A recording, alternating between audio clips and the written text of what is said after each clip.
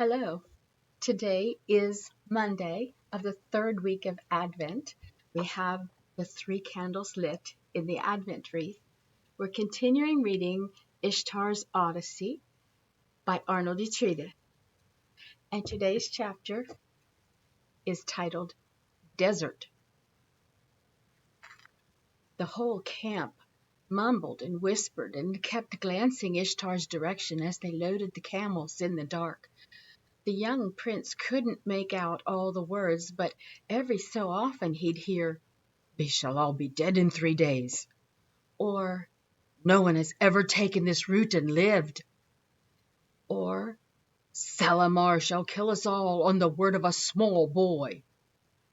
The words hurt Ishtar, and he began to think maybe he hadn't seen what he thought he'd seen. Just before the caravan started out, he found his father at the front of the line.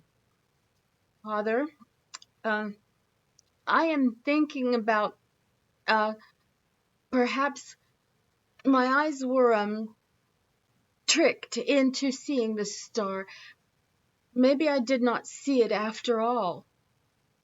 Salamar stared at his son for a long moment, and then said, "Ishtar, I must know this for certain. Did you or did you not see the star?" Ishtar hung his head, and that brought an instant reaction from his father.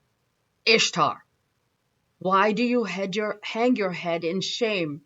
Have you made the pose d'Adam? If so, tell me now, so we can fix it." "But," he said, softening his voice and lifting his son up to eye level, "if you truly did see the star, then I must know that as well." Demons were fighting a war inside Ishtar's head. He thought he had seen the star, and he was sure of it at the time, but all the voices whispering in the night, all the doubts that now crawled around in his head. What if he was wrong? What if people died because he made a mistake? Suddenly Ishtar snapped his head up and looked his father in the eye. "No," he said loudly, "I am absolutely certain." Salamar nodded. "Very well, then. It is time to go." The 2 bells rang out, and the caravan lumbered into motion. Ishtar waited until his own file reached him, and then began walking next to Musa. There was no talking, no singing, no laughing. The entire caravan was silent except for the footsteps. Even Kazim and Varta were especially quiet and glum. In a few hours they reached the Euphrates River. Salamar made the dangerous decision to keep moving and cross it in the dark. So he sent the soldiers on horseback ahead to form 2 lines across the water, each soldier holding a torch in his hand. With Rasad in the lead to keep those camels moving, the entire caravan crossed the river between the 2 lines of light without incident. On the other side of the river, the camels kept moving, while all the people filled every bag and pitcher they could find with water.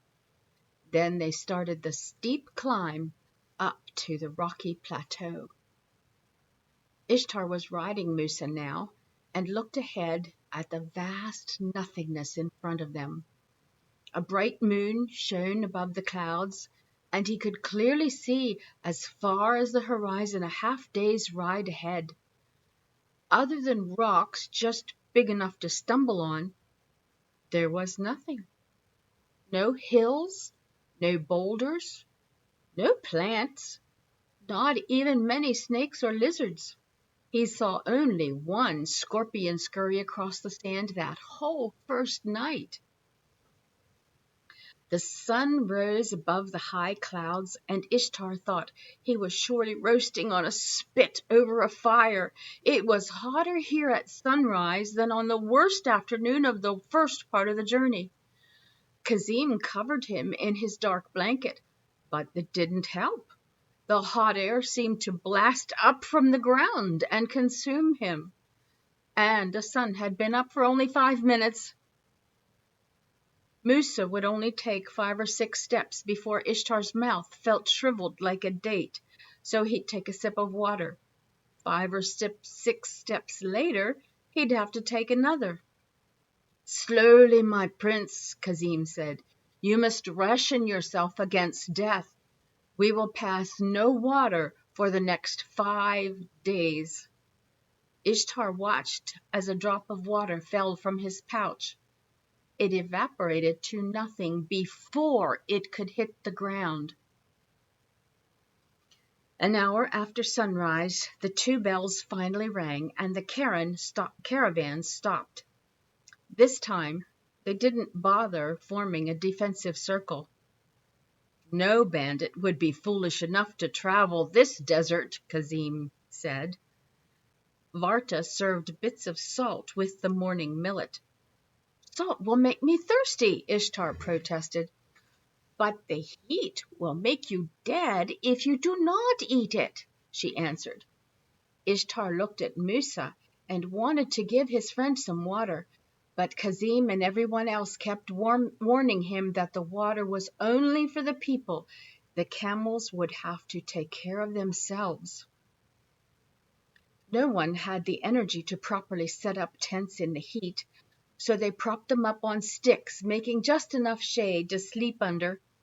There being no danger from raiders, Ishtar and his guards gathered under the shade of Salamar's tent. It was good to sleep next to his father again, Ishtar thought.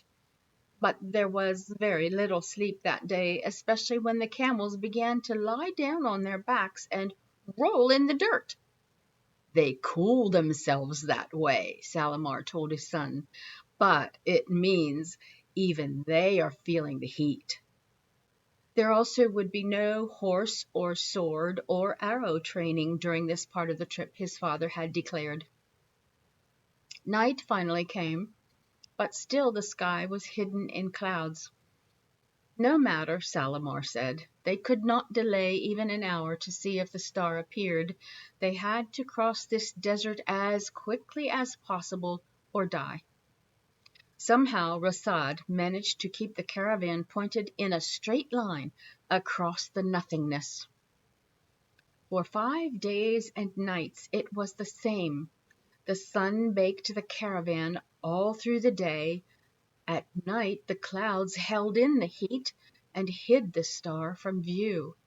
By the 3rd day everyone's lips and faces were dry and cracked, like the shell of a coconut.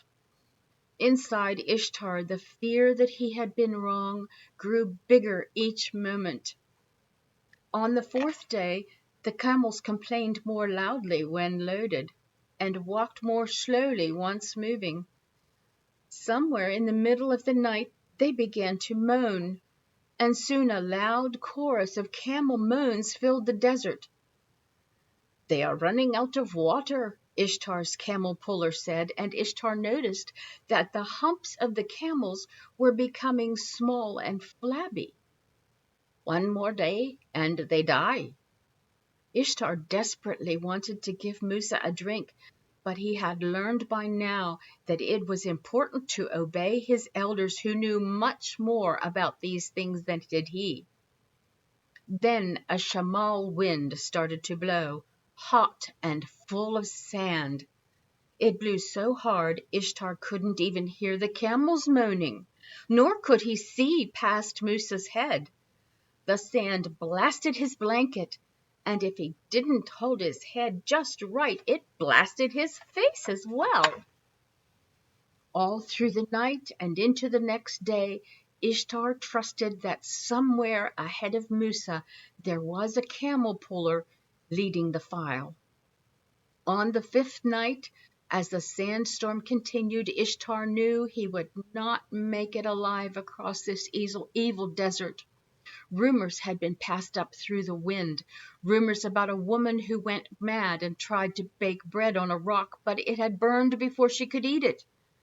Rumors about a man who had been blown off his camel and was lost forever somewhere out in the sandstorm. Rumors of camels falling down dead. And Salamar said that one might actually be true. Just before sunrise of the 5th morning, the wind finally stopped blowing, and the sand settled out of the air. And there, directly in front of them, low in the sky, but shining brightly, was the star. Ishtar had been right. A short time later, they seemed to be coming to the end of the world. The black line of the horizon drew ever closer, with nothing beyond it. Then the sky began to brighten, and soon Ishtar could see it was not the edge of the world after all. It was the edge of a cliff, and beyond it, a beautiful green valley. They had made it. As they drew close to the cliff, the camels started getting restless, trying to buck off their loads. Within minutes they were all crying loudly and pulling at their ropes. "Quickly!" the camel pullers yelled. "Get off your animals!" Everyone, including Ishtar, did just that, as the camel pullers worked frantically to untie bags and bundles and saddles. As soon as they were free, the camels all ran ahead and plunged over the edge of the cliff, out of sight. Ishtar walked to the edge and looked over. There below them was a giant lake, blue and cool and clean. Ishtar, like many others, fell to his knees and wept. "Rasad has worked a miracle," he decided. "He is truly an amazing man." It took another hour for the people to make the trek down the steep canyon path, and Ishtar wished he were safely riding Musa, but he understood that Musa had gone without water for 5 days in terrible heat. "You cannot stop a thirsty camel once it smells water," Kazim had told him. When they reached the lake, everyone dove in with all their clothes on.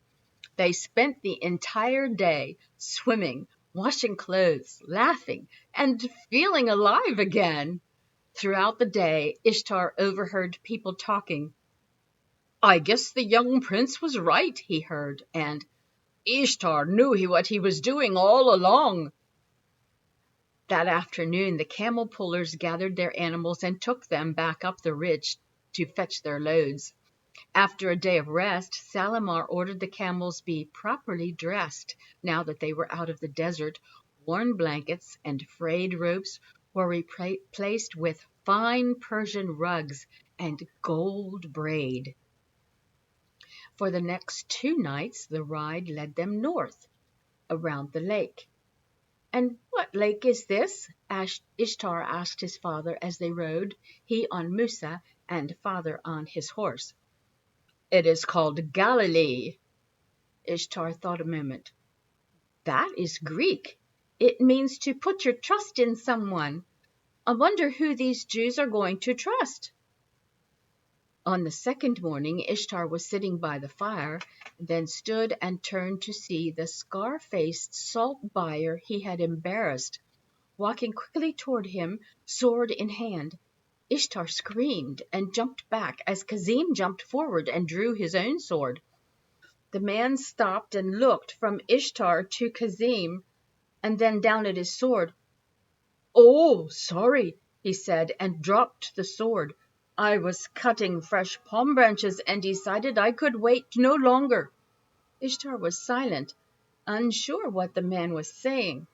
The salt buyer cleared his throat, coughed, and then finally forced himself to speak. "I came to apologize. My prince, I apologize for my behavior in Zelzele, and to thank you for forcing me to face my own sin. I have thought much about your words and my own heart since then, and decided I did not like the man I was.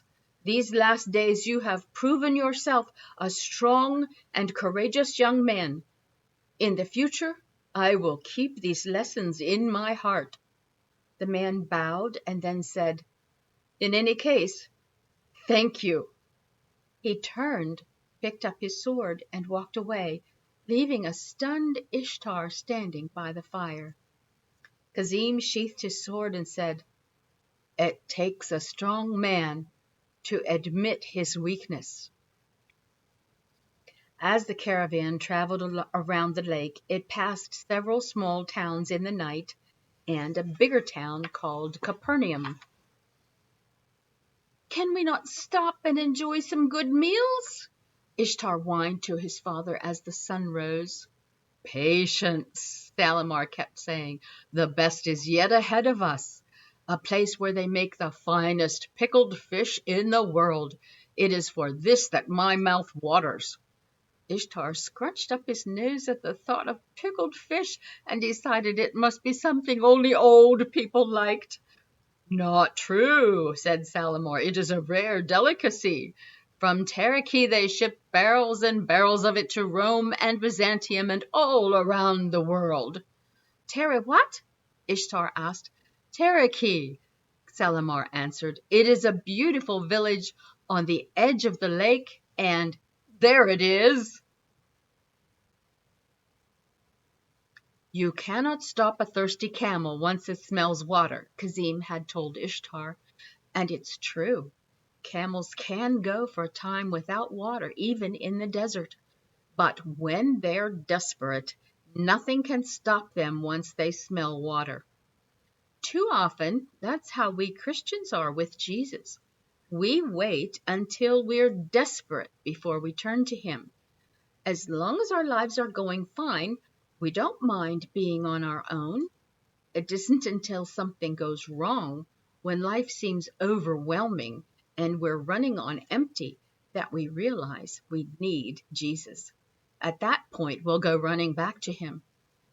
And that's okay. When things go wrong, our first act should be to call on God for help. He is always there. But wouldn't it be better to never get to that point? Wouldn't it be better to have a healthy drink of Jesus every day, so you never get quite that desperate? Jesus thinks about you and seeks out your friendship all day, every day. Maybe that's why He called Himself the living water.